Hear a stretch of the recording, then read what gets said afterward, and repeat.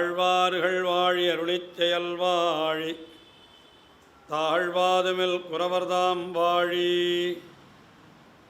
ஏழ்வாறு முய்ய அவர்களுரைத்தவைகள் தாம் வாழி செய்யமறை தன்னுடனே சேர்ந்து. கண்ணன் வரேன்னு சொன்னான், வந்திருந்தால் நிச்சயமாக இந்த குழந்தையாவது பொழைச்சிருக்கும். இப்போ இந்த குழந்தையும் போயிடுத்து. உன்னாலன்னு அவனை தலையை மாதிரி பிடிச்சி கண்ணன் இடத்துல இழுத்துட்டு போனான். யார்? அர்ஜுனனை. உடனே கண்ணன் சொன்னான், அவனை ஒன்றும் பண்ணாது, இரு என்ன ஆச்சுன்னு பார்க்கலாம். என்ன பண்ணினா, தேரில் ஏற்றி வச்சுட்டு அர்ஜுனனை நீ தேரை ஓட்டணும். தேர் எங்கே போச்சுன்னா வான்வெளியில் போச்சோம், மேலே போச்சு, ஆகாசத்தில் போச்சு. போய் கடைசியில் அங்கே போன உடனே பரமபதத்துக்கு வாசலில் வெளியில் கொண்டு வந்து நிறுத்திட்டான் தேர். நீங்கள்லாம் இங்கேயே இருங்கோன்ட்டு. உள்ளே பரமபதத்துக்கு உள்ளே போய் பார்த்தா பிராட்டி இந்த 4 குழந்தையும் மடியில் போட்டு சீராட்டிகிட்டு இருக்காள். உடனே கேட்டான், நான் என்னம்மா இது? இதெல்லாம் புராணத்தில் இருக்கிற வரலாறு. அப்படியே ஆழ்வார் பாசுரத்தில் சொல்கிறார். என்ன சொல்கிறேன்னா, அப்படியே பிராட்டி மடியில் வச்சுட்டுருக்கா. என்ன எதுக்காக இந்த மாதிரி காரியத்தை பண்ணினேன் அப்படின்னு கேட்டான். உண்மை இந்த கோலத்தில் இங்கே வர வச்சு சேவிக்கணுன்றதுக்காக நாளாகும். நீ கண்ணனாக இருக்கிற பொழுது உன்னை நான் பரமத்தில் வர வச்சு சேவிக்க வேண்டாமா? அதுக்காக நான் பண்ணின லீலைன்னு சொன்னாலாம். இதெல்லாம் சரித்திரங்கள். அது போய் அவள் 4 பிள்ளைகளையும் கொண்டு வந்து கொடுத்தான். பிறப்பகத்தே மாண்டொழிந்த பிள்ளைகளை நாள் வரையும் இறைப்பொழுதில் கொணர்ந்து கொடுத்து ஒரு படுத்த உரைப்பனூர் என்று இப்படிப்பட்ட சரித்திரங்களெல்லாம் சொல்லியிருக்கலாம். ஆனால் அதெல்லாம் விட்டுட்டு என்னமோ ஒரு கொக்கு சுட்ட கதை இது. சின்ன என்ன சொல்கிறது, இது என்ன கதை இது, நம்ம முயல் வேட்டைன்னு வாழலாம். அந்த மாதிரி ரொம்ப அல்பமான சரித்திரமெல்லாம் சொல்லி வச்சுட்டான். உயர்ந்த சரித்திரம் சொல்லுவான். அவள் சொன்னான் ராவணனை வதம்னு பண்ணினது. அதையும் எப்படி சொன்னா தெரியுமா? கிள்ளிக்களைந்தானை. கிள்ளிக்களைந்தானைன்றதுக்கு 2 அர்த்தம் பண்ணுறார் வியாக்கியானத்தில். 2 விதமான அர்த்தம். என்ன 2 விதமான அர்த்தம்னா, முதல்ல அவர் ரொம்ப கஷ்டப்பட்டு தான் பண்ணியிருப்பார். அது ஒரு கஷ்டப்பட்டு பண்ணியிருந்தால் வச்சுப்போம். உண்மையாக கஷ்டப்படலை. ராமபிரான் அவலையிலையாக கிள்ளித்தான் எரிந்தார். கஷ்டப்பட்டதாக காட்டினதெல்லாம் வெறும் பாவனை. எதற்காகனா, ராவணனை அழிக்கணுன்ற எண்ணம் பெருமாளுக்கு கிடையாது. அவன் நல்ல வேதத்தை எல்லாம் அத்தியனம் பண்ணினவன். அவன் ரொம்ப கெட்டிக்காரன், சாஸ்திரமெல்லாம் தெரிந்தவன். அதனால் அவனையும் திருத்தி பணி கொள்ளணும்னு இவர் நினைத்தார்.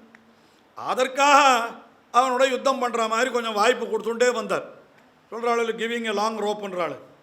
அந்த மாதிரி கொஞ்சம் எவ்வளவு கயிறு விட முடியுமோ அவ்வளோ விட்டு பார்த்தார், வரானா வழிக்கு பார்க்கலான்னுட்டு. அதுக்காகத்தான் 16 நாள் யுத்தம் நடந்தது. கடைசியில் வரலன்னு உடனே ராமபாணத்தை போட்டார். அவன் மாண்டான். அவர் மனசு வச்சிருந்தா முதல் நாளே ராமபாணத்தை போட்டு விட்ருக்கலாம். 16 நாள் வேண்டியதே இல்லை. முதல் நாளே பண்ணியிருக்கலாம் அந்த காரியத்தை. ஏன் பண்ணலைன்னா, உயிரோட தலைசாய்க்குமாகில் அவனை கொல்வான் என் அப்படின்னு விட்டு வச்சிருந்தார் என்ன இப்படியெல்லாம் சரித்திரம் சொல்கிறேன். அதனால் அவர் கஷ்டப்பட்டு கொண்டார்ன்றது தப்பு.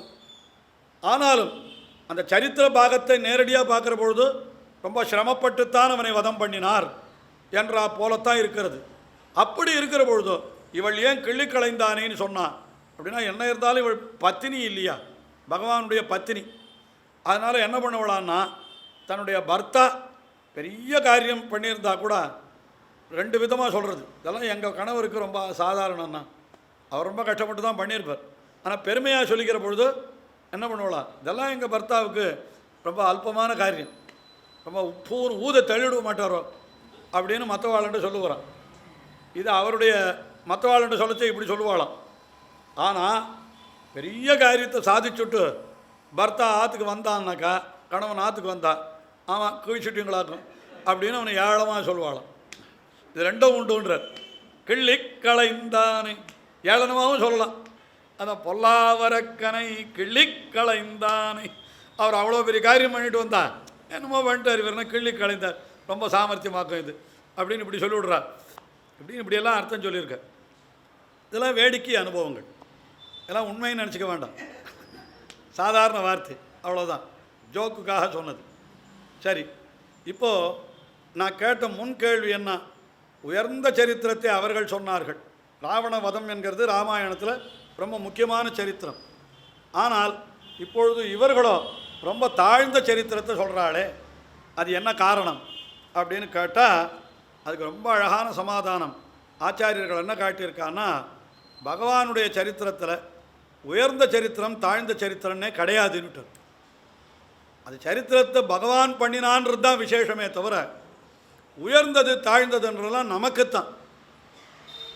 இந்த பகாசுரனை எப்படி வதம் பண்ணினானோ அப்படித்தான் ராவணனையும் வதம் பண்ணினானோ. ஆனால் அங்கே கொஞ்ச நாள் இழுத்தது யுத்தம்னு சொன்னான். அது இவனுடைய திருவுள்ளத்தாலே அது நீண்டதை தவிர வேறொன்றில்லை. இதை நம்மாழ்வார் ஒரு பாசுரத்திலேயே வெளிப்படுத்தி விடுறார். என்ன சொல்கிறார் தெரியுமோ? வதுவை வார்த்தையுடேறு பாய்ந்ததும் மாயமாவினை வாய்பளந்ததும் மதுவைவாறு குழலார் குறவை புனைந்த குழகும் அது இது உது என்னலாவனவல்ல என்னை உன் செய்கை நைவிக்கும். இதுதான் பாசுரத்தில் இருக்க. என்ன சொல்கிற? 3 சரித்திரம் எடுத்தார் இந்த இடத்துல. வதுவை வார்த்தை உள் ஏறு பாய்ந்ததும், நப்பினை பிராட்டியை திருக்கல்யாணம் செய்து கொள்வதற்காக 7 எருதுகளை ஒரே சமயத்தில் அடக்கினான் என்று சொன்னால் அது ரொம்ப பெரிய சரித்திரம் அது. அப்புறம் மாயமாவினை வாய்ப்பிழந்ததும், அது 7 ஒரே ஒரு அசுரன் குதிரை வடிவிலே வந்தான். அவனுடைய வாயை கிழித்தான் கண்ணன். மாவாய் பிளந்தான் என்ன திருப்பாவையில் கூட வருதோ இல்லையோ. அதனால் மாயமாவினை வாய்ப்பிழந்ததும், அப்புறம் மதுவைவாறு குழலார் குறவை கோத்ததும், பெண்களோடு குறவை கூத்தாடினான்னா அது ரொம்ப சாதாரணமான சரித்திரம். சரித்திரத்திலே இப்போ 3 இருக்கா. இது ரொம்ப சாதாரண குறவை கூத்து. அதை விட கொஞ்சம் பெரிய சரித்திரம்னா குதிரையை வதம் பண்ணினது. அதோட பெருசு 7 எருதுகளை வதம் பண்ணினது. இப்போது இதில் இது உத்தமம் எதுன்னா அப்படி சொல்லணும். உத்தமமான சரித்திரம் எதுன்னா உத்தமமான வீரம் என்னால் 7 எருதுகளை அடைக்கிறது. மத்தியமம் என்று சொன்னால் அது கேசியை வதம் பண்ணினது. அதமம்னு சொன்னால் அது குறவை கூத்து ஆடினதுன்னு சொல்லலாம். ஆனால் ஆழ்வார் என்ன சொல்லிட்டார் தெரியுமோ? அது இது உது என்னலாவனவல்லா. அது இது, அதுன்னா உயர்ந்ததுன்னு அர்த்தம், இதுன்னா ரொம்ப தாழ்ந்ததுன்னு அர்த்தம், உதுன்னா நடுத்தரமானதுன்னு அர்த்தம். தமிழில் ஒரு சொல் உண்டு. அந்த சொல் இப்போ கொஞ்சம் வழக்கொழிஞ்சு போயிடுது, யாரும் உபயோகப்படுத்துறதில்லை. ஊ சேர்த்து அவன் இவன் சொல்கிற மாதிரி உவன்னு ஒரு சப்தம் உண்டு. உவன்னா ரொம்ப தூரத்துலேயும் இல்லாமல் ரொம்ப அருகிலையும் இல்லாமல் அப்படி கொஞ்சம் கிட்டக்க நடுவில் இருக்கிறவனுக்கு உவன் என்று ஒரு சப்தம். அவன் போலே இவன் போலே உவன் ஒரு சப்தம் உண்டு. அந்த மாதிரி இங்கே அது இது உதுன்னு சொல்கிறார்.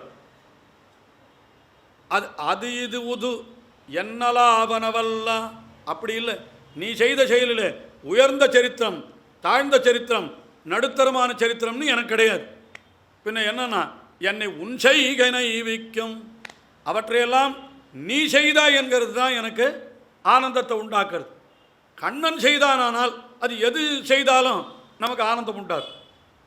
அதே இன்னொருத்தர் பண்ணினா, அதே காரியத்தை இன்னொருத்தர் பண்ணினா நமக்கு அந்த ஆனந்தம் உண்டாகாது. சொல்கிறேன். நான் கண்ணன் அன்றைக்கே சொன்னேன்னு நினைக்கிறேன். ரொம்ப அல்பமான சரித்திரம். என்ன பண்ணுவேன் நான்? கண்ணன் பசங்களோடு விளையாடிச்சேன். நான் கண்ணை திறந்துட்டு பண்ணுற காரியத்தை நீ கண்ணை மூடிண்டு நான் கண்ணை மூடிண்டு நான் பண்ணுற காரியத்தை நீங்கள் கண்ணை திறந்துட்டு பண்ணுவீங்களான்னு கேட்பான் நான் தோழர்களை. நான் கண்ணை மூடிண்டு ஒரு காரியம் பண்ண போகிறேன், உங்களால் கண்ணை திறந்துட்டு பண்ண முடியுமா அப்படின்னு கண்ணன் கேட்பான். இது என்ன கஷ்டம் சுவாமி, இவன் கண்ணை மூடிட்டு பண்ணுவேன்னா நான் கண்ணை திறந்துட்டு பண்ண முடியாதா? ஆஹா, அதுக்கு என்ன பண்ணுறேன். என்ன நான் கண்ணை மூடி நான் கெட்டியா கீழேந்து ஒரு இப்படி மண்ணை எடுத்து கண்ணை மேலே போட்டுட்டானோ. நான் கண்ணை மூடிட்டு பண்ணிவிட்டேன். இப்போ இதே காரியத்தை நீங்கள் கண்ணை திறந்துட்டு பண்ணுங்க. நான் கண்ணை திறந்துட்டு கண்ணில் மண்ணை போட்டுக்க முடியுமா? முடியாது. இது குழந்தை விளையாட்டு. ஆனால் இதை கண்ணன்னா நிச்சயமாக பண்ணியிருப்பேன். எனக்கு கேட்கச்சே ஒரு ஆனந்தம் உண்டாருதோ இல்லையோ. இந்த மாதிரி ஆனந்தம் அதை அவன் பண்ணினான்னா, இதே வார்த்தை சொல்கிறேன். இப்போ குழந்தை பண்ணித்துனா நம்ம மாத்திரம் அது ஒரு ஆனந்தம் உண்டாருது. அந்த காரியத்தை பெரியவா பண்ணால் உண்டாகுமா? யோசனை பண்ணி பாருங்க. எல்லாமே நமக்கே அனுபவத்தில் உண்டானது தான். அதனால் என்ன சொல்கிறா, பகவான் பண்ணினான்னா அது ஆனந்தம், அது விசேஷம். அதில் உயர்ந்தது தாழ்ந்தது கிடையாது. ரொம்ப அழகாக கூறத்தாழ்வான் அதிமானுஷஸ்தவத்தில் ஒரு ஸ்லோகத்தில் ஒரு விஷயம் சொல்கிறார். யாருக்கும் இது நமக்கு புரிச்ச இது தோணியே இருக்காது. அப்படிப்பட்ட ஒரு விஷயம் சொல்கிறார்.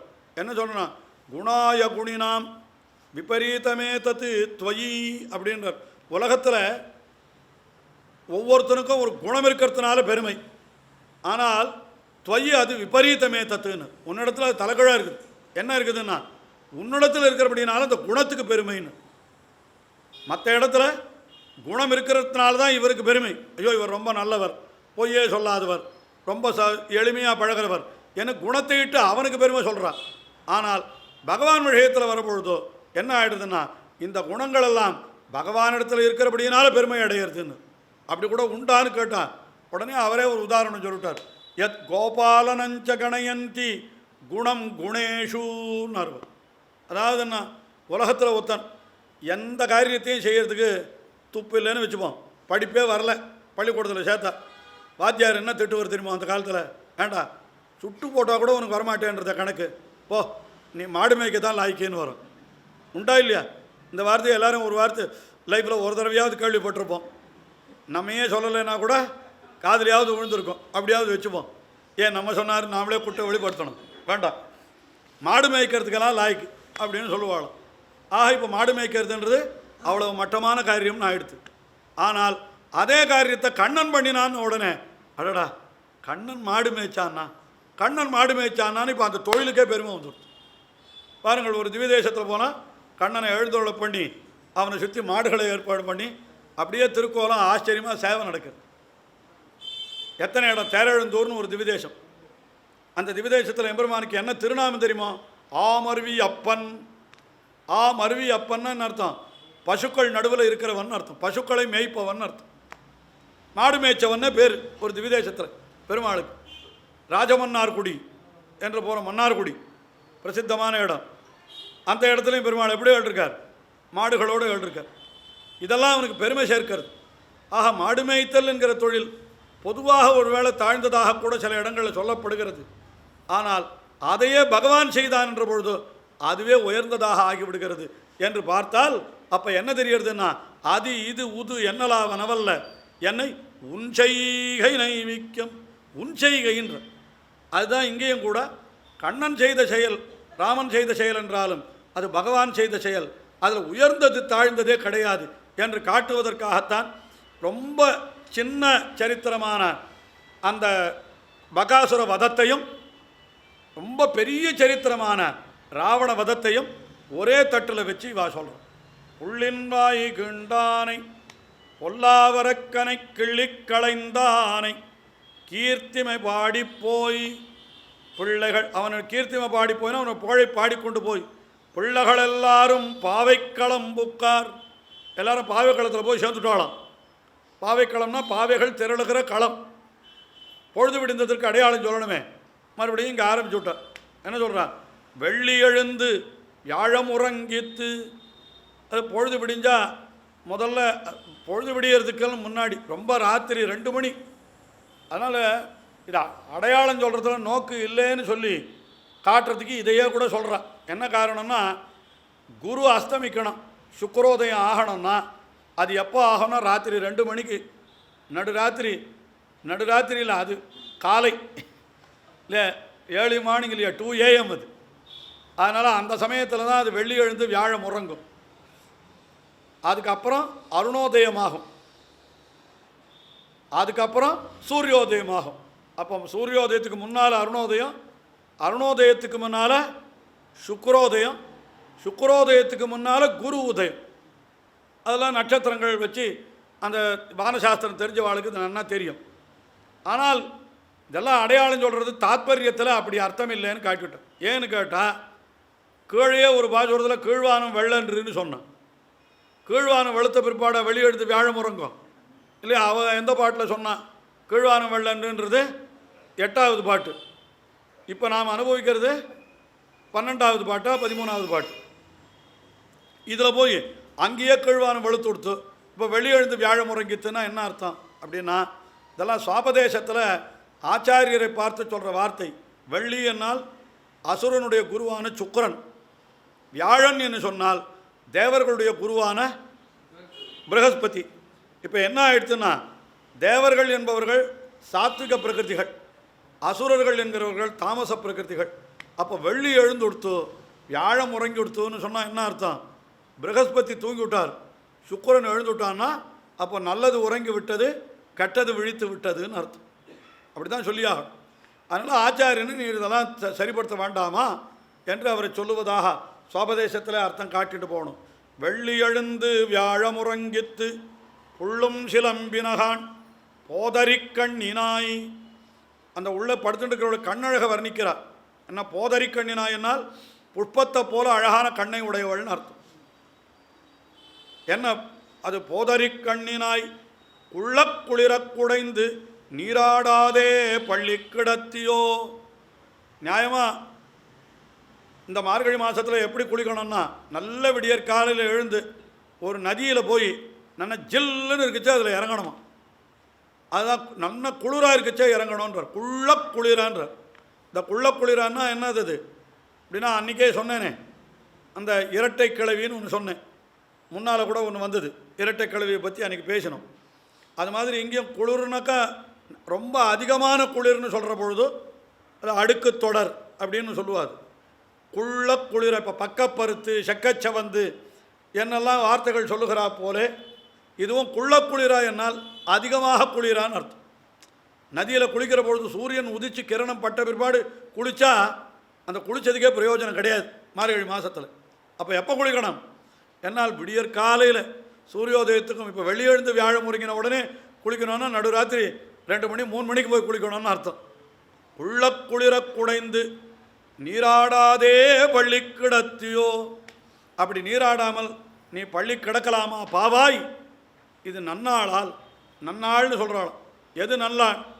இது நல்ல நாள் அப்படின்னு சொன்னால் என்ன அர்த்தம்? மார்கழி திங்கள் மதி நிறைந்த நன்னாள். இவள் உள்ளே இருக்கிறவள் என்ன சொல்கிறா? நானும் கூட ஏகாந்தமாக பகவானைத்தானே அனுபவிச்சுட்டுருக்கேன் அப்படின்னு சொல்கிறாளாம். இப்போ போய் அதை பண்ணலாமா?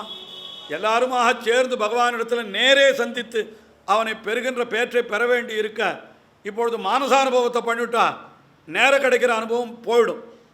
கீழே ஒரு இடத்துல சொன்னேன், மேய்ச்சல் தலையிலே அசை இடுவாருண்டோன்னு சொல்லுவாள் இல்லையா. மாடுகளெல்லாம் மேயிற பொழுது என்ன பண்ணும், எல்லாத்தையும் வாங்கி உள்ளே தள்ளிவிடுமா. அப்படியே அவசர அவசரமாக கடித்து உள்ளே தள்ளிவிடுமா. அப்புறம் அவனை கொண்டு போய் அந்த மாட்டு கொட்டாயில் கொண்டு போய் கட்டிட்டான்னா அங்கே உட்காந்து மாடு என்ன பண்ணோம், மறுபடியும் அத்தை எல்லாம் வெளியில் கொண்டு வந்து ஆசை போடுமா. மள்ள ஆசை போட்டு உள்ளே தள்ளுமா. நல்ல வேலை அந்த மாதிரி சக்தியெல்லாம் மனுஷனுக்கு வைக்கலை.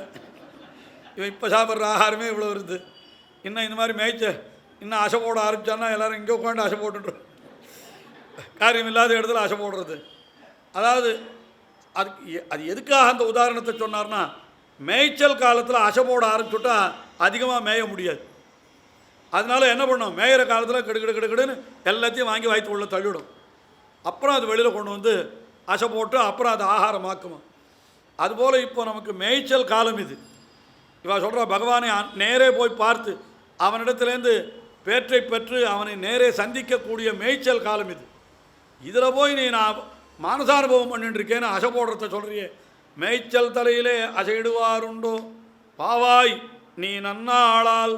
இந்த 4 நாளும் போனால் மறுபடியும் கண்ணனோடு சேர முடியுமா தெரியலையே. இந்த மார்கழி மாதம் போனால் மறுபடியும் இந்த அனுபவம் நமக்கு கிடைக்குமா தெரியலையே. ஆகினால என்ன பண்ணணும், கள்ளந்த விருந்து கலந்து. கள்ளந்த விருந்துன்னா இது தனி அனுபவன்றதே கள்ளம், திருட்டுத்தனம் தான். நான் மட்டும் அனுபவிக்கிறேன்னு சொன்னால் அது ஒரு கள்ளம். அந்த கள்ளத்தனம் கூடாதுன்னு சொல்கிறேன். எல்லாரோடையும் சேர்ந்து அனுபவிக்கணும்.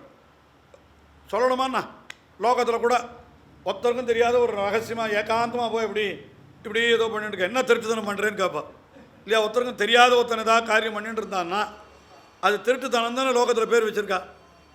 ஃபோனை எடுத்து பார்த்தா கூட ஏதோ பார்க்கக்கூடாது பார்க்குறேன், என்ன திருட்டுத்தனம் அப்படின்னு கொண்டு வந்து கேட்பா. கொண்டா என்ன பார்த்தேன்னு சொல்லு, நானும் பார்க்குறேன் அப்படின்னு கேட்பாளாம்.